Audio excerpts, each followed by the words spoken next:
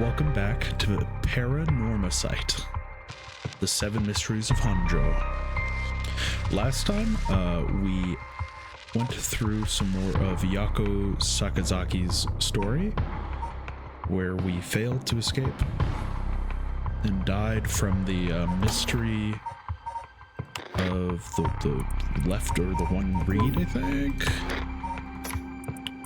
or the one-sided reed. We lost to that.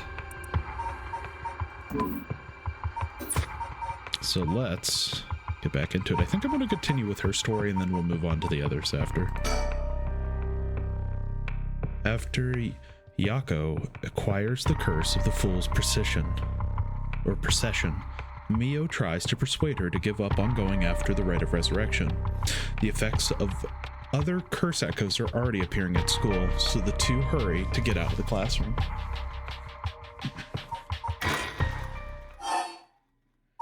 Start from the school grounds. Because I assume one of the curse echoes is the janitor. To get to the gates, I gotta go by the gym. No, you'd be right here. What are you doing, miss? Hey! You shouldn't be here this late. Don't you know what time it is? Oh, Mr. Ashimura. Wolf isn't Yako. Anyway, students aren't supposed to be outside playing around at night.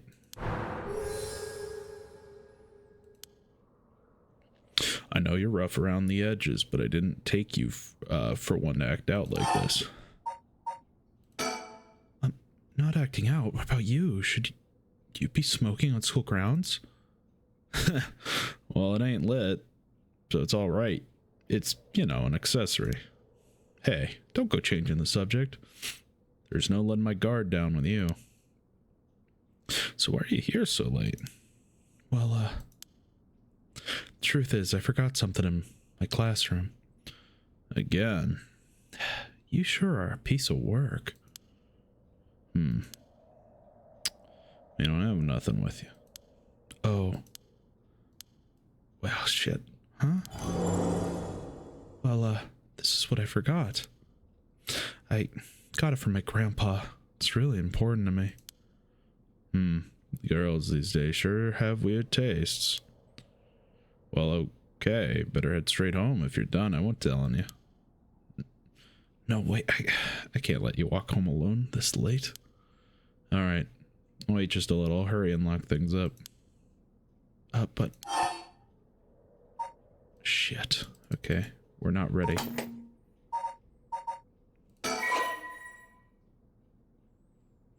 The incomplete chapters must be... So we are not ready to escape from Komagata High. So it's time to go to one of the other three characters.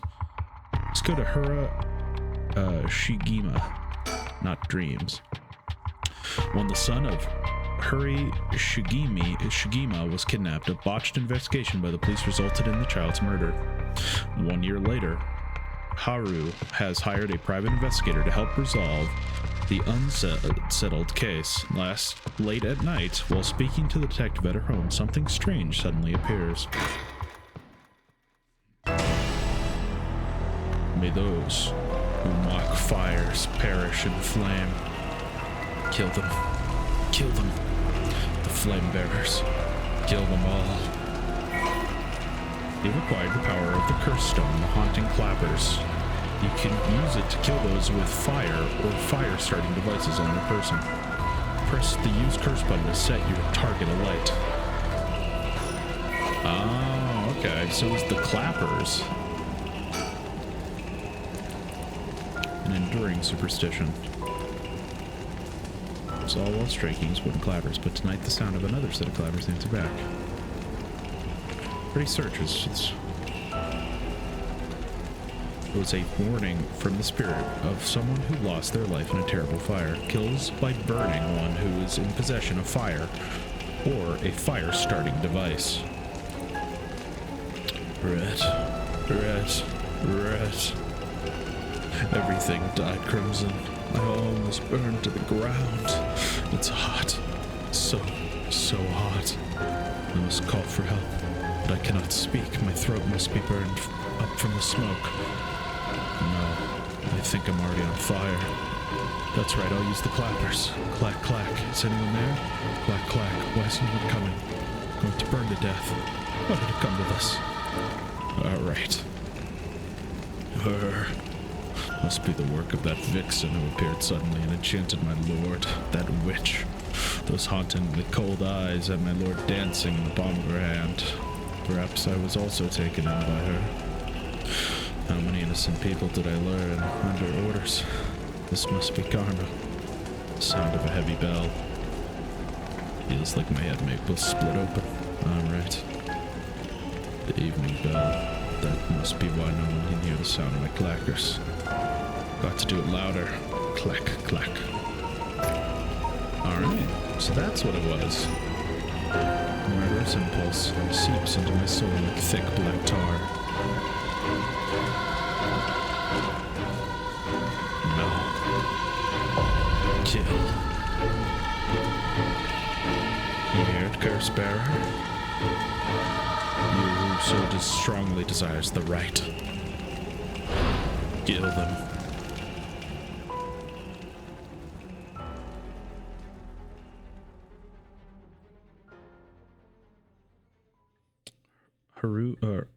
Hari Shigigima. Shigima Mansion Reception Room. Right back with me, Mom.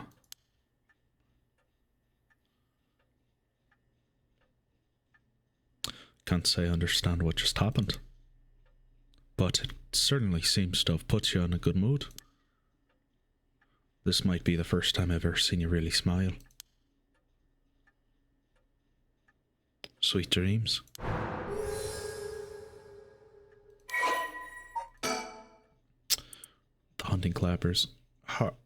Haru is a housewife who resides in a manor near Shumuku Bridge.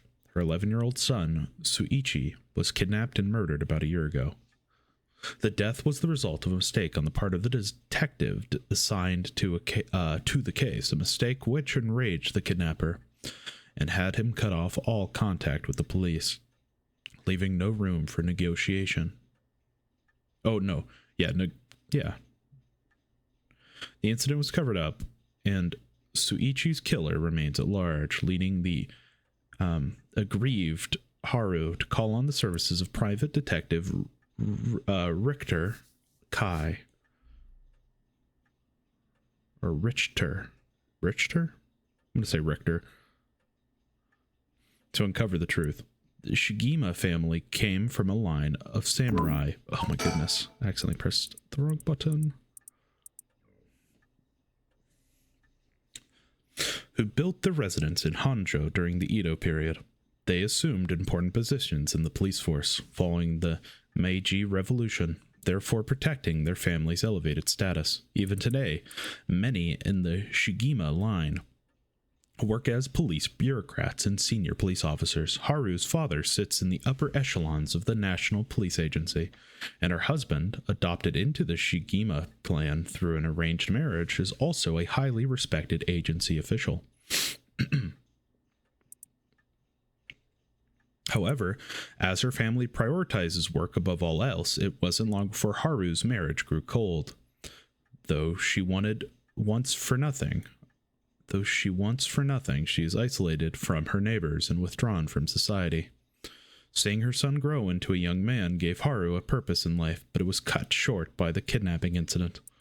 Following the incident, Haru spent many days in a deep depression, breaking into sudden fits of shouting and wandering around in the middle of the night.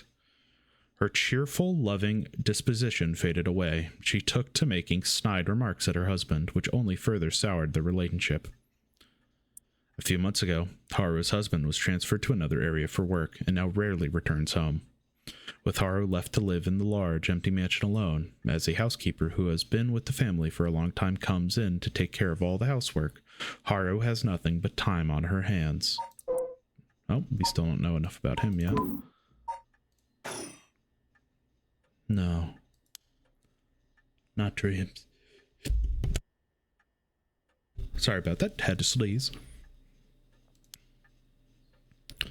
Sounds like something I might want to hear about.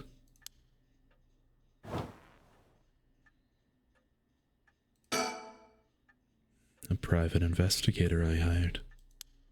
A friend told me about him. They said he's not very well known, but he's good at what he does.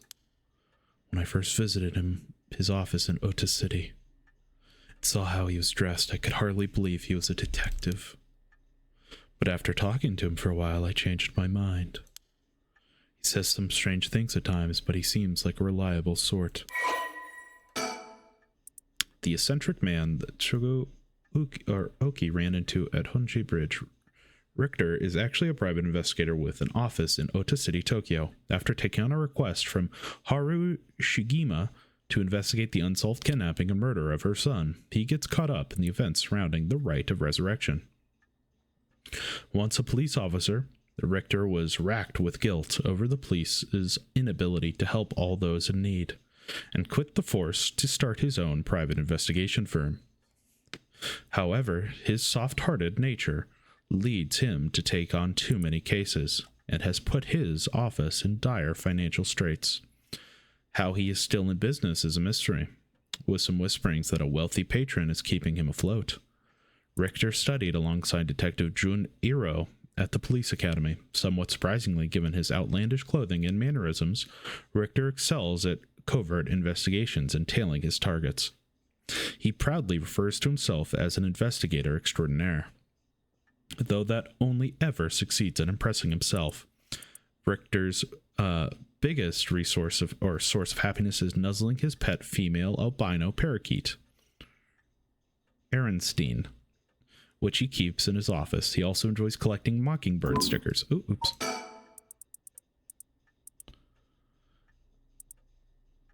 Mockingbird stickers.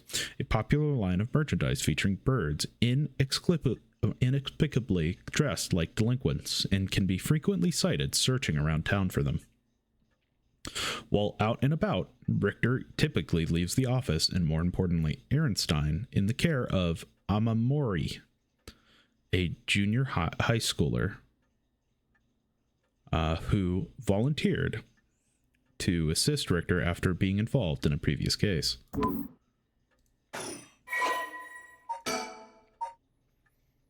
It's private execution.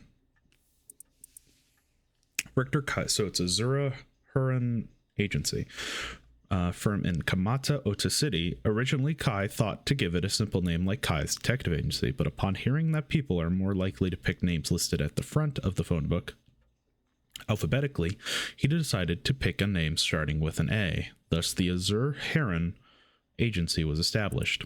However, it is questionable whether the heron, a bird of somewhat ominous significance, is an effective symbol for attracting customers. Even his own assistant has referred to the name as confusing at best. After all, rather than an azure heron, Richter keeps a white parrot as a pet, and dresses not in blue, but mostly in white.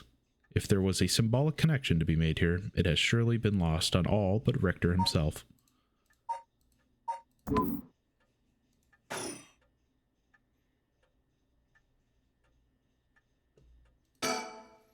An old hanging scroll.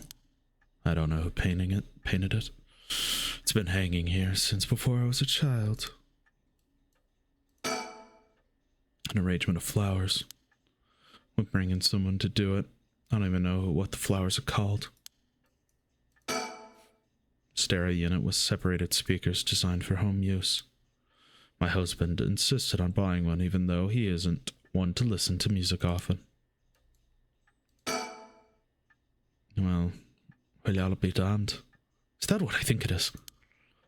Goodness, you made me jump.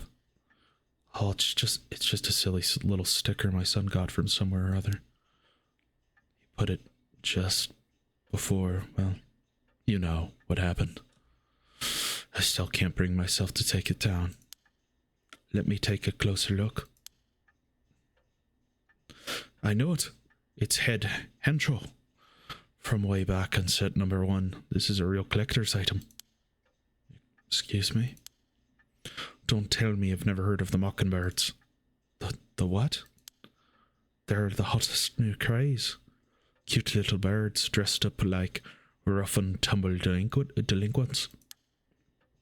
I've never heard of them, but this certainly seems to matter to you. The best part is nobody knows who made them. They just start showing up around town, and soon enough they've won everyone's hearts. The story goes that they're made by some anonymous artist who covertly leaves them behind in specific places. But no one knows when or where they'll show up next. They're basically an urban legend of sorts. To think one would turn up here of all places is a good sign, I'm sure of it. Oh, well that's nice. We got one. Oh my god, there's 20 of them.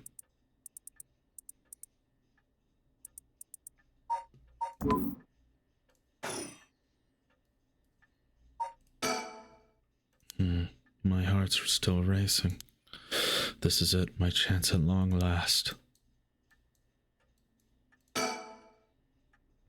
A color television. Father bought one as soon as it hit the market. He likes to have the latest gadgets. Unlike the latest models, there's no remote control. Back when it was new, we all gathered around it and marveled at it as a family. But with Father and my husband being away so often, it quickly fell into disuse. A fax machine. It can send images to other places along the telephone network. I don't really know how it works. Most houses don't have one. I really find a use for it. The telephone. This mansion has a private line. The gas stable. I don't know where Father got this old thing from, but I never liked it. Let me bring you up to speed. We were in the middle of a chat when you suddenly started spacing out, and the whole time you were grinning to yourself like you just won the lottery. Care to tell me what that was all about? Well, where to start?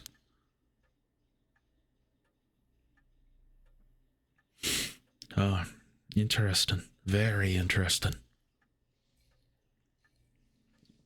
So the haunting clappers curse echo appeared out of nowhere.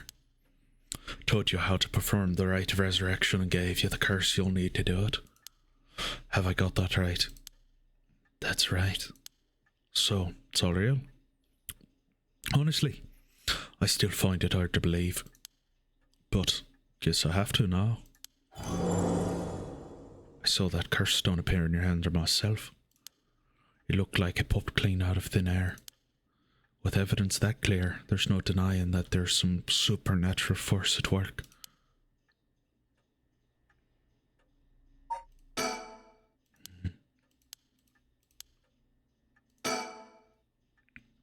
I don't think you quite understand. Oh. This isn't about evidence, and this isn't about belief. It's more than that. I know it's real. The moment the curse appeared, I knew everything before it even said a word. It was already there in my head, as clear as day. You just knew, huh? It was etched onto my soul, along with the curse echoes' resentful memories. So I can feel it, what it was like. Dying like they did, hundreds of years ago. Breathed in flame, writhing in pain as my flesh blackens and my blood boils. I can feel it. All the agony, all the rage. It fills me with bloodlust. I think I need to kill someone. Anyone will do, just as long as they're carrying fire. I see. That could be a problem. You think so? From what I know of you, I was sure you'd see it as an opportunity. The stronger the desire to resurrect someone, the stronger the urge to kill. That's how it seems to me anyway.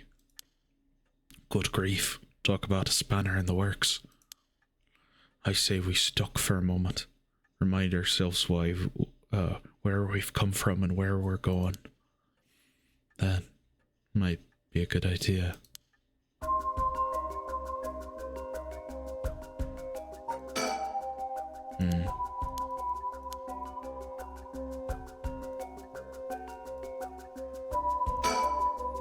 The swinging of the pendulum echoes through the room. It feels livelier than usual with Richter here. Usually it's just me.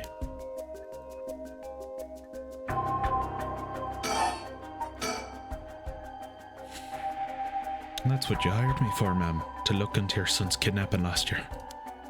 To uncover the truth behind the abduction and murder of Soichi Shigima. Oh yes, I remember. I never did find the one who did it. That's what I'm here about today. In fact, kind of you to let me drop by so late, by the way. Been turning over every last stone. I've come up with a grand total of one lead. So you said? As far as the police are concerned, it's a cold case, but I've managed to make some headway. I remember, you were just about to tell me. A kidnapping and murder case that took place in Honjo, Sumida, around 1 year ago.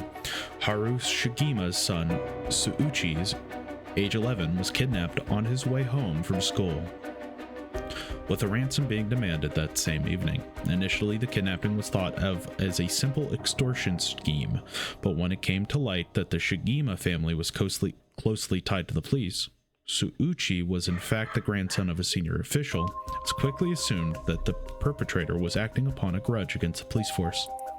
The kidnapping was treated as a direct attack against the good name of the police, and a large-scale investigation was launched that used the best equipment available to trace phone calls. This made it all the more embarrassing when they were unable to catch the culprit. Sorry about all the barking. Give me 1 second. Sorry about that. My dog was going a little crazy there. They made it... Okay. So launched the best equipment to trace phone calls. This made it all the more embarrassing when they were unable to catch the culprit. Losing the public's confidence, the culprit grew cocky, relentlessly mocking the police force. After 3 days of failure after failure, Haru reached a breaking point. Spurred by concern for her son, she resolved to hand over the ransom money as fast as possible. But her husband and father, who held the prestige of the police in high regard, refused, saying that they would not let the criminal win by giving in to their demands. The increasingly frantic detective assigned to the case lost his temper when the criminal called to give an ultimatum, causing the culprit to never make contact again. Another week passed. Suichi's body was found floating in the Sumida River. Suichi's death could be largely ascribed to the police force's incompetence, but this was ultimately covered up with stringent media embargoes. The investigation was never closed, but the case has long gone cold.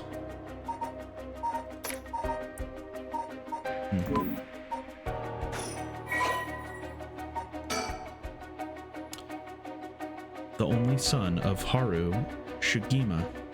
He was kidnapped and murdered 1 year ago. His body was discovered floating in the Sumida River. Soichi was a conscientious, brave young boy who was determined to protect his mother, Haru, amid his father's frequent absences.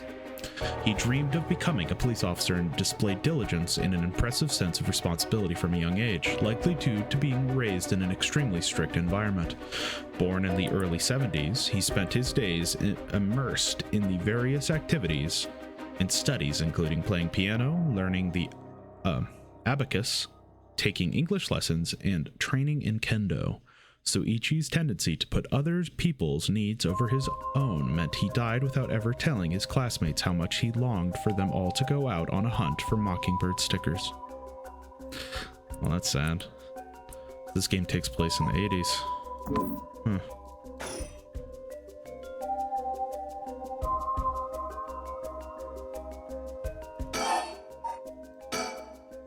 You know, we still need to figure out exactly what you want me to do.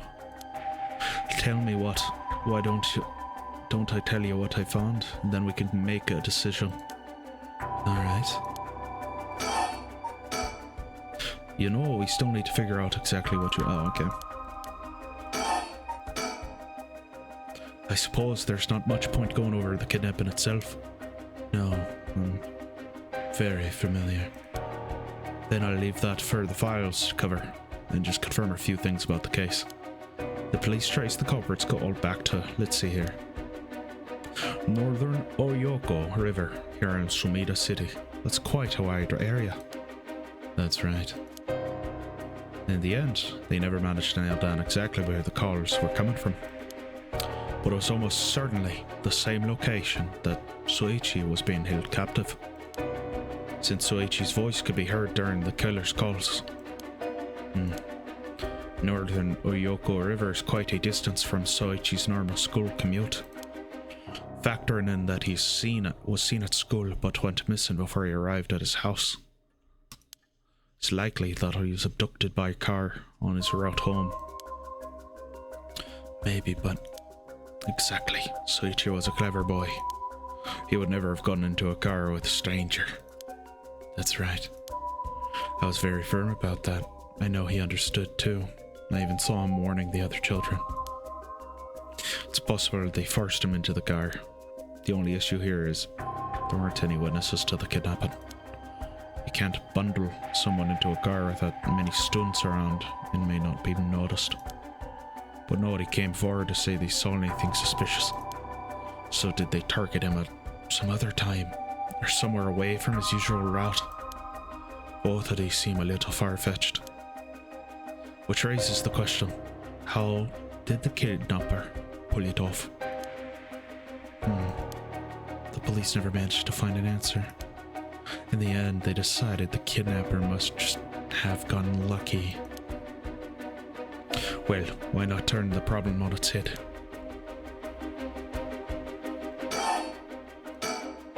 The kidnapper managed to convince Soichi to get in their car, but how? The only thing that makes sense to me is if they were somebody that he would have a reason to trust. A teacher, perhaps, or a relative, or someone else he knew. But all of the adults Soichi knew had alibis. The police checked them all thoroughly. They did, huh? No one throws numbers at a problem like the cops. But what if wasn't someone he knew, or rather, what if the culprit disguised themselves as a police officer? What? That'd explain why he didn't find them suspicious. The Sugima family has close ties with the police, after all. He would have had a reason to trust them. You might be right. But surely they couldn't have. Well, there's a problem with the theory. You'd be surprised how much police officers stand out. That's sort of the point, after all. They're meant to be a visible deterrent against crime.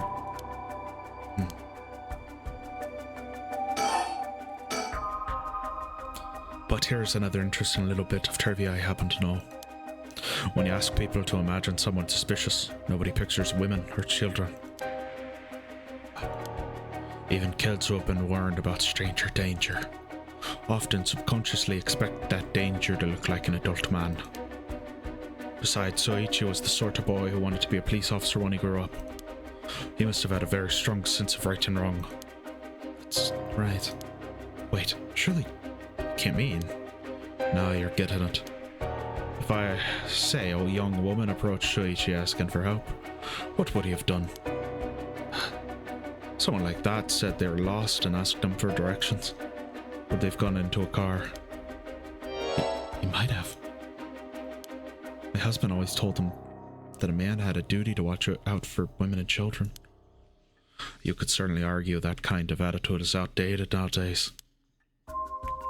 But if Soichi believed it, then we might have something here.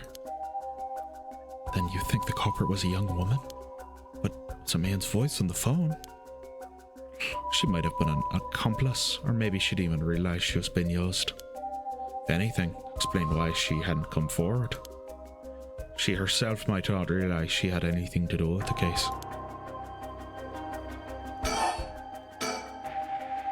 So the question is, did anyone see Soichi speaking with the young woman on the day of his disappearance? See what I said about people's biases? That goes for witnesses too. As I figured that maybe if I started asking new questions, I might get some new answers. So I spent my day asking around Soichi's school route, seeing if anyone had seen something. And one man thought he had. Do you mean he saw it happen? Well, can't say that for sure yet.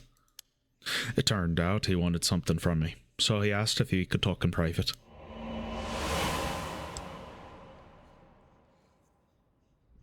Several hours earlier. Alright, this should do. There's no one around, we can speak in confidence. Excuse me, what was your name again? Jonuchi. Got it, well, Jonuchi, I'm all ears. Just so we're on the same page. You're a private detective investigating Soichi Shigima's kidnapping. Do I have that right? So he's the teacher. The asshole teacher. Someone with possibly a curse echo, too. Of course. What else do I look like? How should I know what a private detective looks? Oh, forget it. Look, I'll tell you straight. My life is in danger. Need your help. What? You'll excuse me if that caught me a little off guard. Let me ask you straight. Who was trying to kill you?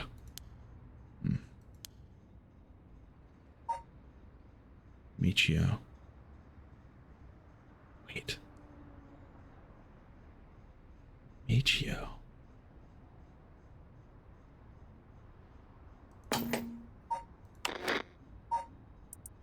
Isn't that the girl who died? Yeah.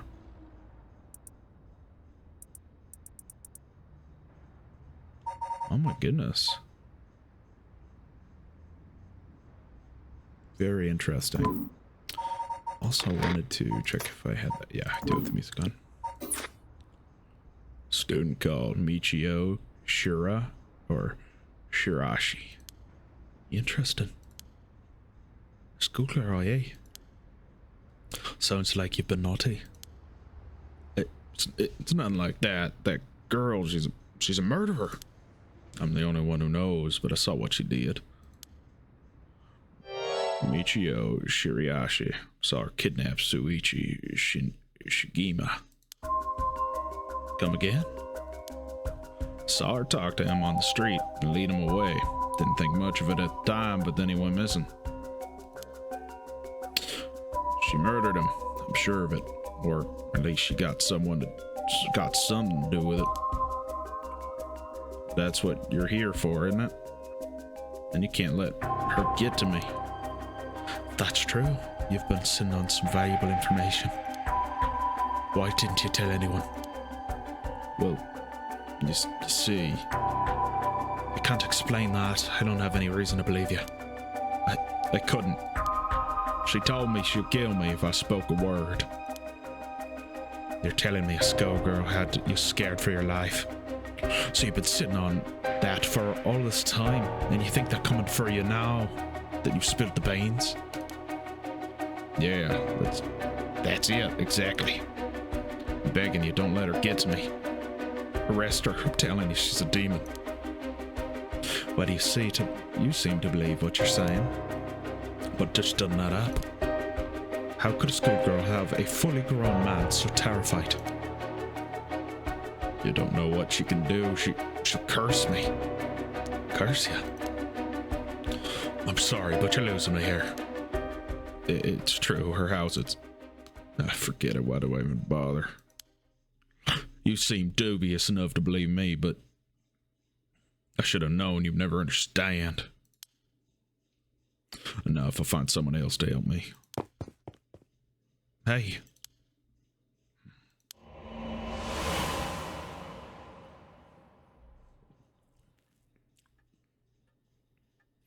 And that's about the long and short of it.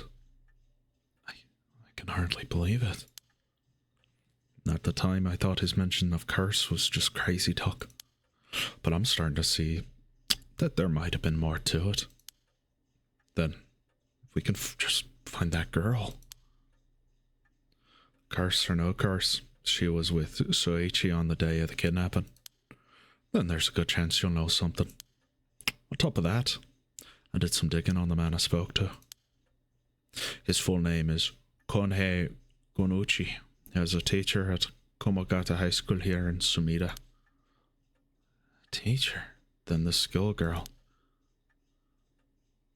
is one of his students. I think that's very likely. Jeez, okay. The plot thickens because we already know about these characters. We know she's dead at this point in period.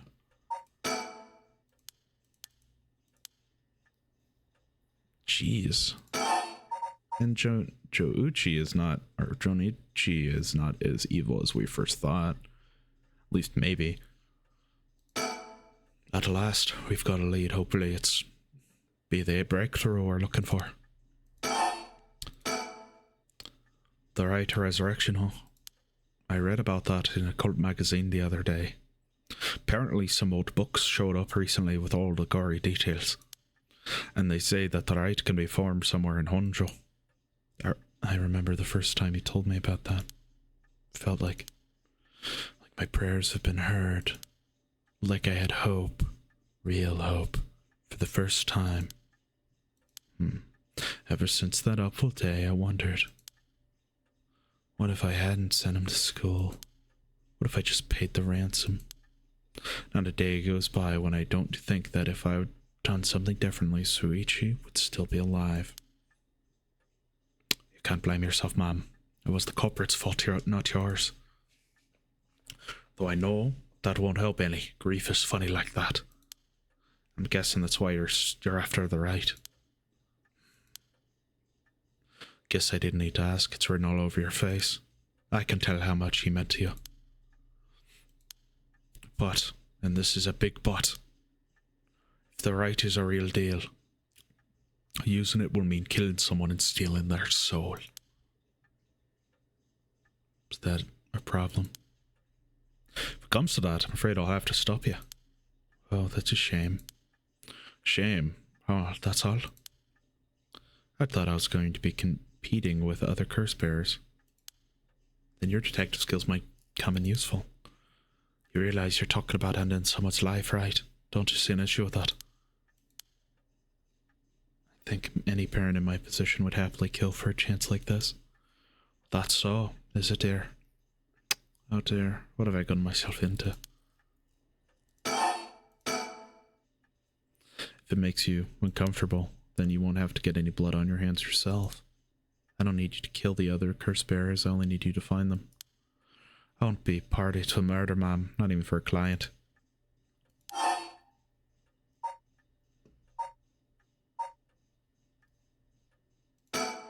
I see. Didn't realize you were so stubborn. Let me say though, it's not like I don't get what you're going through. As long as you're not killing anyone with your own hands, maybe I can help you out. What do you have in mind? Well, how about stealing someone else's cart stone after they filled it with soul judges? Huh? If that's all you were after, then I could lend you my services guilt-free. The other curse bearers want to kill each other, that's their business. I'm not trying to be a hero here. I guess there's no guarantee a stolen curse stone will work, but we can worry about that later. But I suppose we have a deal. Although, what if I stole a curse stone using my curse? Would you disapprove? That would void our contract, ma'am. Just warning you now.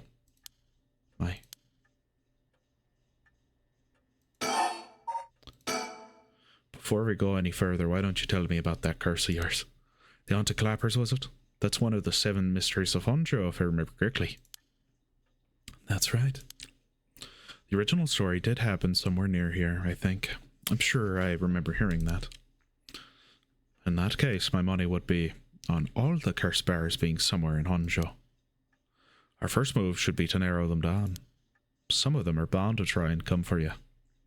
We'll need to be ready. The curse makes their curse bearers more willing to kill, so an attack could come from anywhere. That sounds sensible. And if I remember correctly, your haunting clappers can set people on fire, but only if they have a naked flame or a lighter on their person, is that right? That's right. In olden times, wooden clappers were used to warn people of fire. Guessing it punishes those who don't heed the warning. Seems like a good curse to have. It's simple and straightforward enough to use. Although it's hard to say how it'll stack up without knowing what else is on the table. You really think it's that good? The target can't do much to throw it off. And it has a nice long activation window. It's big, that it works on lighters too. Just slip one into your target's pocket. I'd say that conditions are already fulfilled before they even knew you're there. They wouldn't even know what hit them. Maybe I wouldn't have to actually use it. I could just tell someone I could and they'll have to do what I say. Threats could work, although without any proof will come down to how convincing you can be. If only you could use the curse, then back out at the last second. The last second? What an interesting idea. I have a lighter right here, we could try it now. That's an interesting proposition.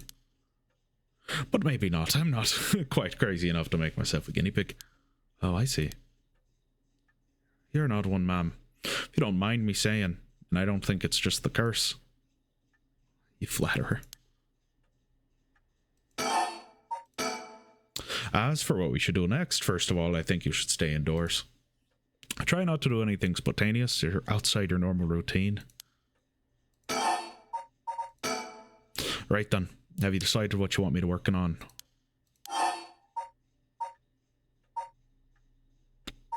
Intriguing. So we get two choices. Either either help me with the right or investigate the kidnapping.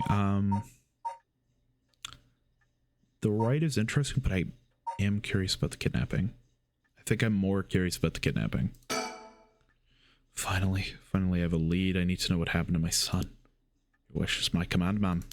Focus all of my efforts on looking into the kidnapping. Although, something just occurred to me. You can't investigate the matter at night, can you? At least until the sun rises. Could you search for the other curse bearers? Alright, I see how it is. Well, be happy to help. Odds are good that the other curse bearers are also working by night. Anyone they kill under the cover of darkness won't be discovered until sunrise. I bet they'll be trying to do as much as they can before morning comes. So it's settled then. I'll look into the other curse bearers by night. And once the city wakes, and I can start asking questions, and investigate the kidnapping as well. I'll try and even find Miss Shiraishi as part of the bargain. Thank you. That's more than enough. Now then. I should get to work. There's only so much time before sunrise. I'll call you if you find anything new. You stay here and I'll keep a lookout. Alright. There's no telling what kind of curses you might find out on the streets tonight. Don't go outside if you can help it and try to be ready for anything. I will. Well, if that's all, I should be good going.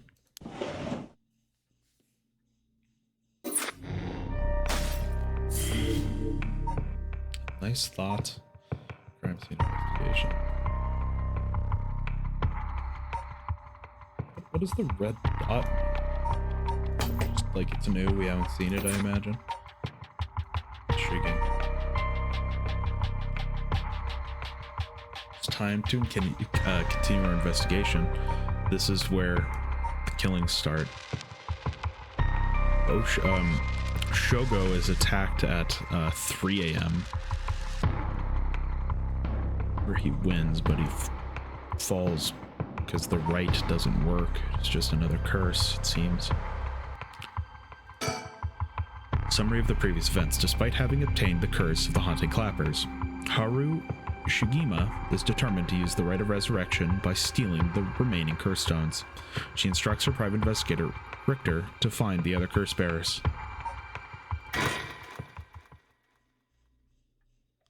Haru Shigima, 1 a.m. Shigima Mansion reception room.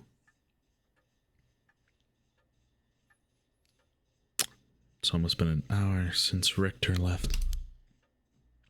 He promised he'd call me if anything happened, but he hasn't.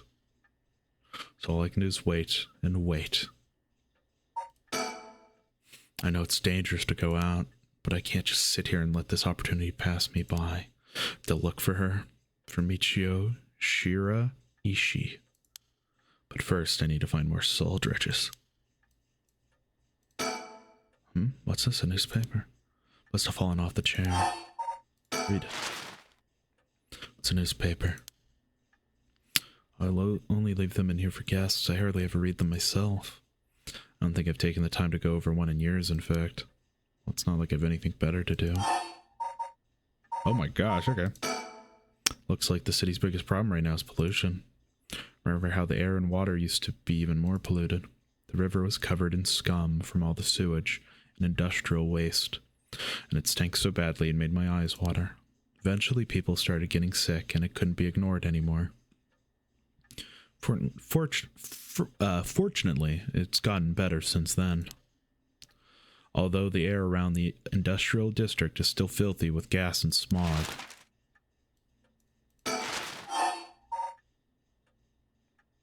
If there's one thing Honjo never wants for its horrific crimes, they found a police officer dead in a local park just the other day. A lot of my family are in the police. Hope it wasn't anyone I knew. I don't read the news anymore, not since last year. Brings back bad memories.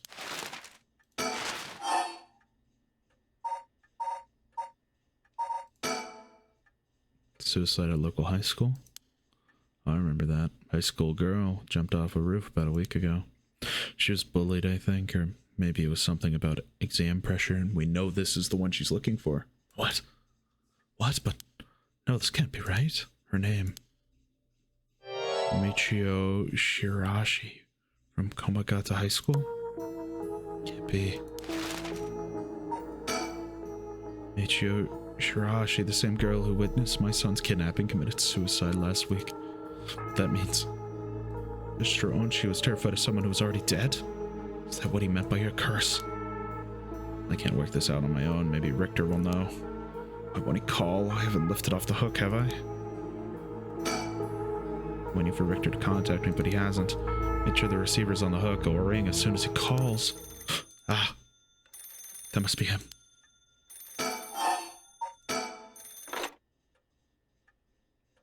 Hello, Shigima residence.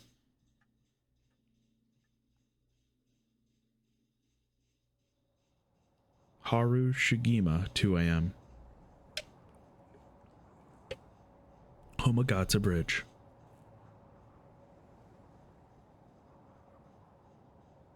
Richter called me out to meet him, and we came here to Komagata Bridge. Richter, there's something I need to tell you. Funny, I was just thinking the same thing. We're on Komagata Bridge over the Sumida River. There's a highway on one side and a freeway on the other, but they're both deserted this late at night.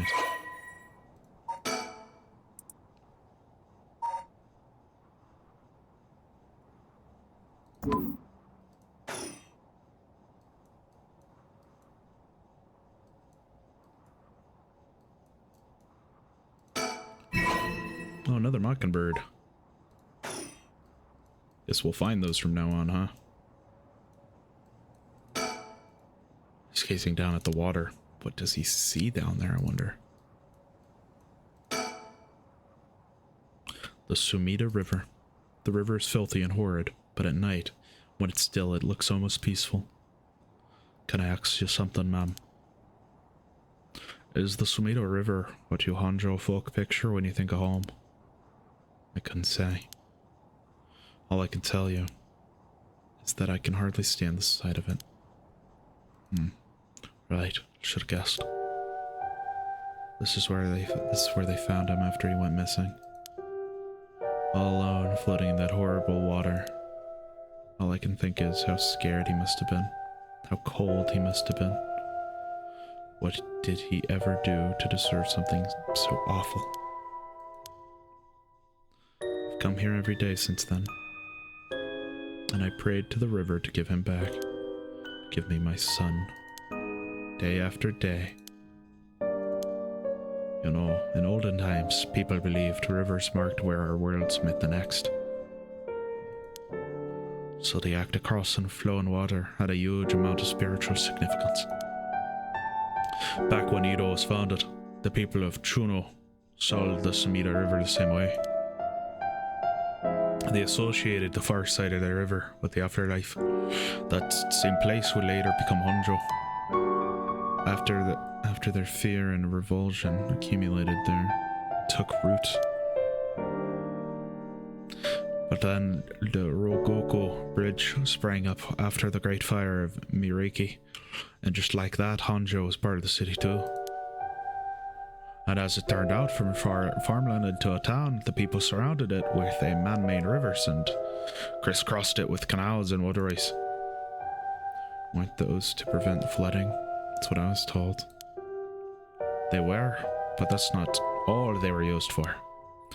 Their other purpose was to contain all the corruption that had built up on the far shore, stop it leaking through to our side of the Great Divide.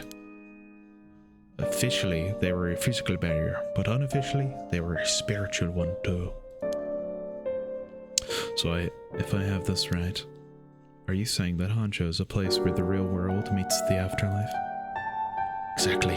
That's why the right to resurrection is here. Rather than anywhere else, I'm sure of it. And it's probably why the Seven Mysteries and their curses have survived to modern day. And I guess that would make this spot where we're standing now, right over the water, the border between life and death. If there was ever a place where bringing back the dead might be possible, I reckon it's here. It's funny that you mentioned praying to the river. That might have done more than you think. Is that supposed to make me feel better? Just thinking loud, man. Well, it's a nice thought. Oh my goodness. Got more mockingbirds, let's go.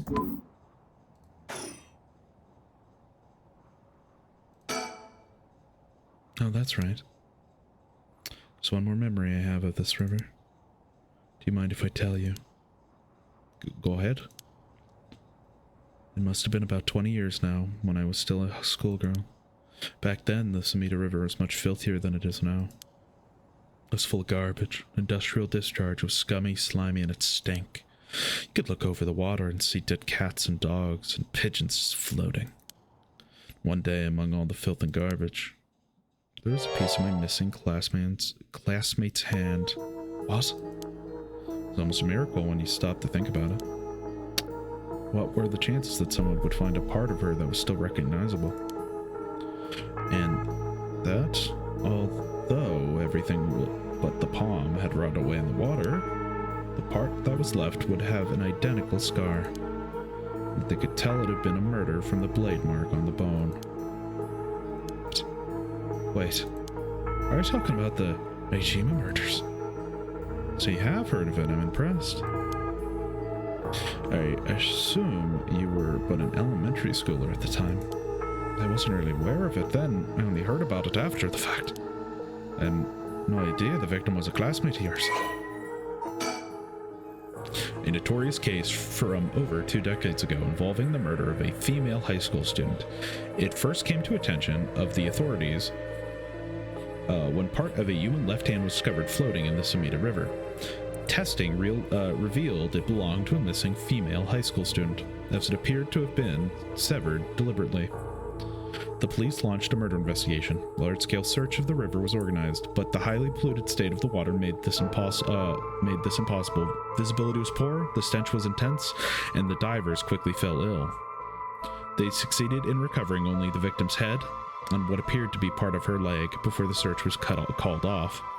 At the time of the incident, the Sumida River was as polluted as it has ever been. Neither fish nor shellfish could survive in it, eventually causing the annual firework festival to be called off indefinitely. Over the course of the search, the police discovered a number of unidentified human bones. This caused a stir among the public, as several other young women had gone missing in recent years in the Tokyo area. And it was feared that they may have fallen victim to the same fate. Forensic technologies at the time, however, were not advanced enough to determine the identities of the deceased, so the police were unable to open any inquiries. Due to overwhelming lack of circumstantial evidence, the investigation ground to a halt until a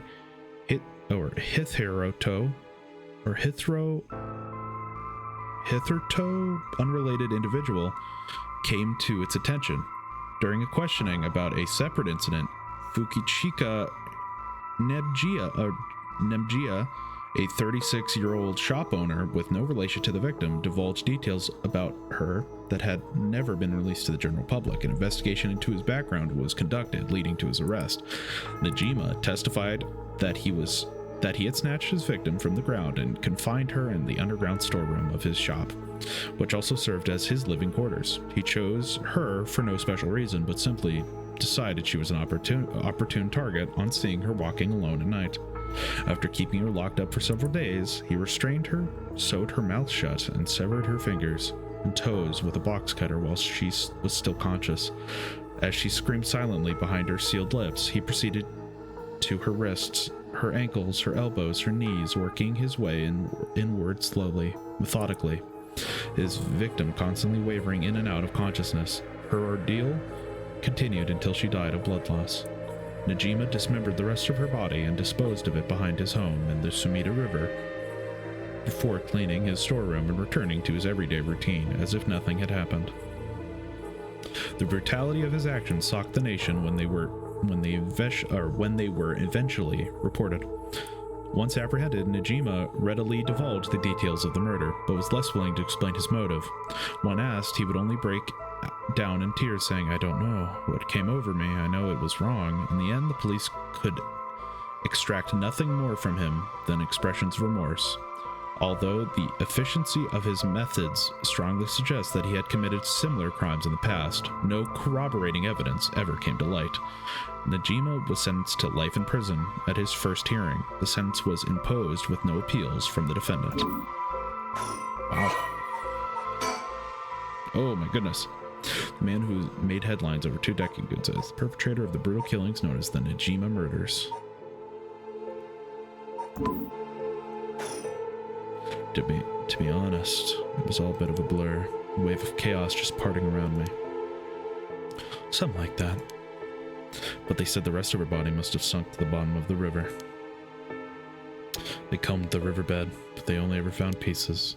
Everything else must have rotted and flowed out to sea. Afterwards, I heard that all the divers who had been looking for her fell ill. A sorry story for everyone involved, huh? It's funny. Everyone figures the river's filth. The river's filthy already, so one more piece of garbage won't hurt.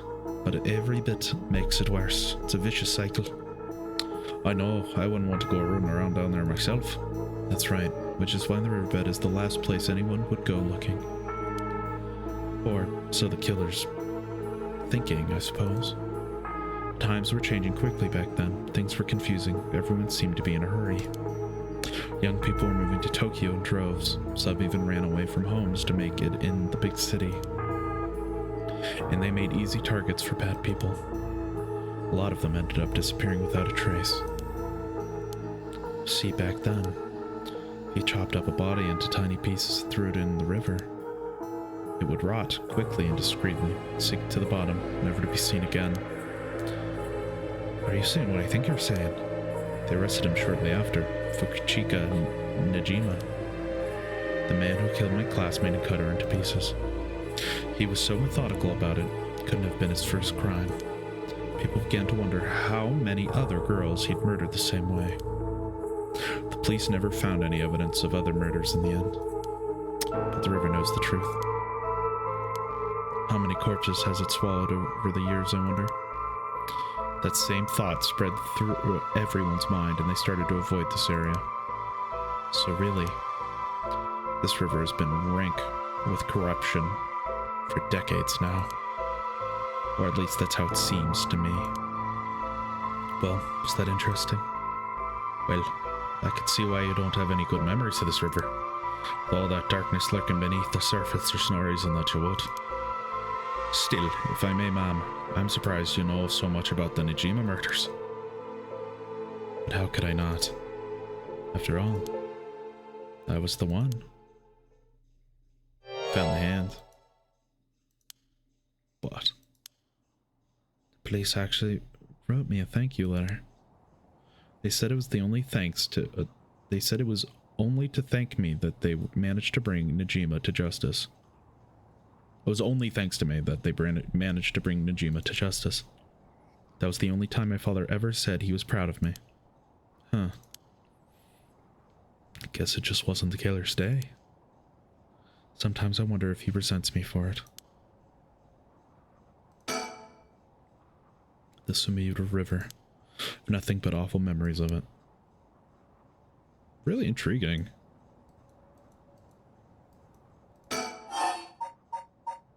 I'll go first. There's something I need to tell you. What's up? Well, that girl, Michio Shiriashi, the one who was with Suichi on the day of the kidnapping, that's her. Well, she's dead. She's what? The student who committed suicide last week was her. I heard something about like that had happened. Never got the name though. Talk about bad luck. We finally got a lead only to find it turned out to be a literal dead end. Unless her death was the whole reason Jonochi was so shaken. He said she was going to curse him. Was he talking about her taking revenge from beyond the grave? It seems like we're back where we started. Not necessarily. The teacher knows something, I'm sure of it. At the very least, I put money on him having something to do with Miss Shiriashi's death. That's why he's so scared of being cursed by her. I see. And also, something tells me he knows more about your son's kidnapping. In any case, I think I've got a good idea where he's hiding. Called it a hunch. A hunch? Well, more of a theory. Care to take a guess? I can guess. Especially since we know. Can't say for certain, but... Mr. Jonochi silenced Michio Shirashi with a curse. What if Mr. Jonochi silenced Michio Shiriashi with a curse? What do you think? Seems to me he was more scared of what someone else might do. That might be a little bit far-fetched. I see. I'm sorry if I disappointed you. I'm not really cut out to play detective. Well, no point in dwelling on speculation. The truth will out at time. Right now, I think we might have another chat with Mr. Jonochi. Please go ahead. Alright then. I've been poking around places connected to the Seven Mysteries, looking for cursed bearers. I think I found a few candidates. First, a tall man I ran to in Kinshibori Park. Asked him for directions, trying to probe him a little, but he turned the questions right back around on me. And he was out there the second he figured I wasn't what he was looking for. I got the sense curses were nothing new to him. I'm about 40% sure he's a curse bearer, but we know he's not. Then there's this middle-aged guy I saw along South Warageshi Street. There's no question about this one. He had one of the curse stones in his hands. He had a nervous air about him too. It was clear he was up to some shady business. Gathering soul dredgers, I bet. He'd make a good target. Next up is a pair, young man and woman I saw around Ryogoku Bridge. This time the man came up to me and asked me flat out if I was curse bearer. Told him I didn't know what he was talking about, and he backpedaled and left. Looks like they look around there often. My guess for kindred spirits would be my guess. Though it didn't seem like they were quite working as a pair. Gathering soul dredges in a group might be a decent idea if you can make it work. But with things being how they are, gotta be hard to find folks one can trust. They got brass though. I don't know what their deal is, but I would like to find out. Last is two detectives I have seen sniffing around. The police are involved? Not necessarily. Body turns up in a local park a few days ago, so they might just be looking into that. Still, the park's got ties to one of the Seven Mysteries. Might be it was a curse that did the guy in.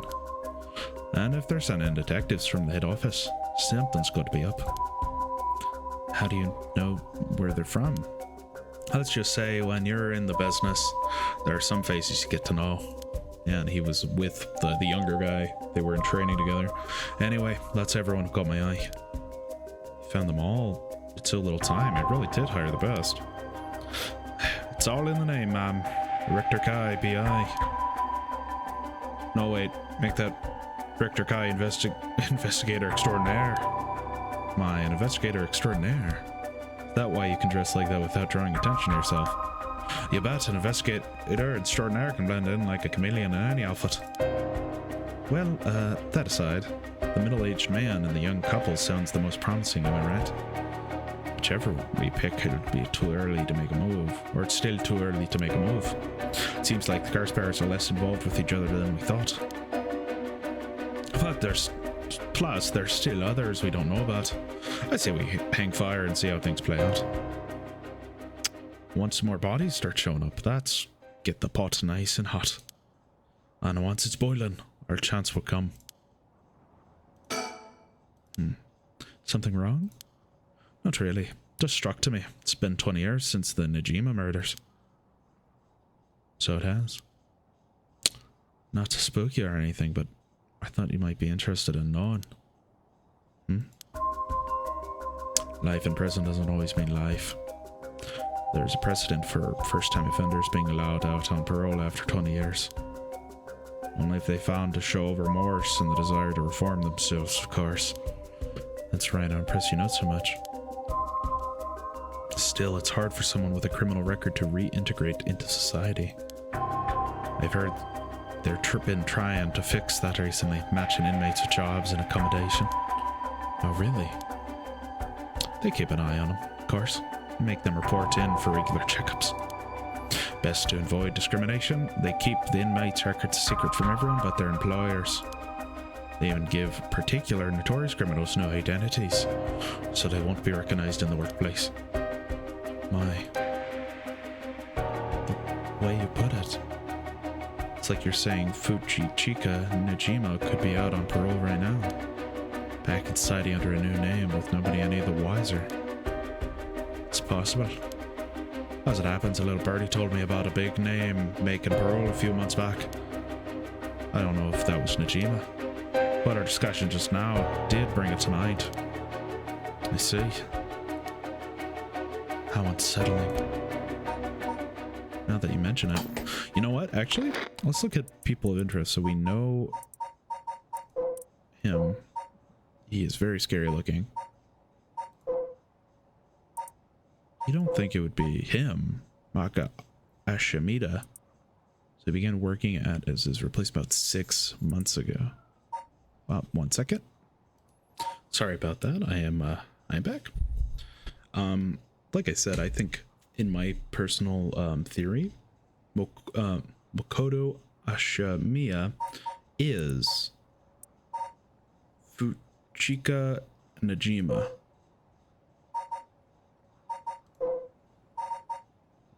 I mean, the eyes are somewhat similar. They're both gray in nature.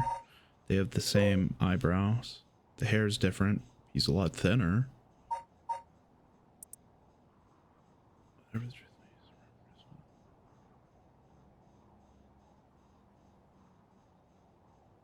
Seems. Yeah. My theory is that he is Fuchika Najima. Now that you mention it, I just remembered something too. What was it? I was passing through Kumagata High School a little while ago when I saw someone. A janitor, I think. I could have sworn he reminded me of Fukuchika Najima. I knew it. Oh my god, I called it. He looked a little different after 20 years. Much thinner than I remember too. I told myself I was just seeing things. But perhaps it was him after all.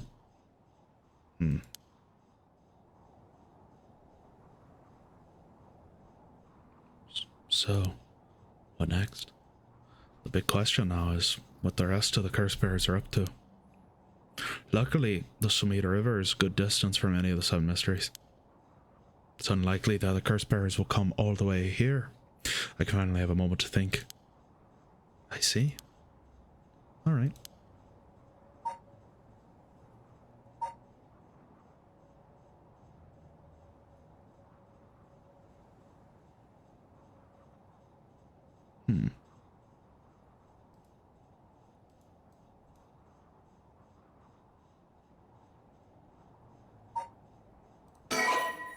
You cannot currently progress any further. Once your situation has changed, select resume to try again.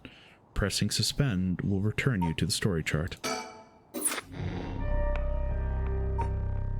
So her story is finished for the moment. Escape from Komagata High has our answer now. But I think we're going to go to Tetsumi in the next part. And get to the same time when in this section to continue. So this is where we'll end today's part. So I really hope you enjoyed watching. I've been having a lot of fun with this. I love doing voices, so reading the characters' voices is a lot of fun for me. Sorry if any of the voices are annoying or accents are dumb. I'm just having fun, so it don't really matter much to me. I'm just having a good time. So hope you guys enjoyed. Thanks for watching. Hope to see you next time. Bye now.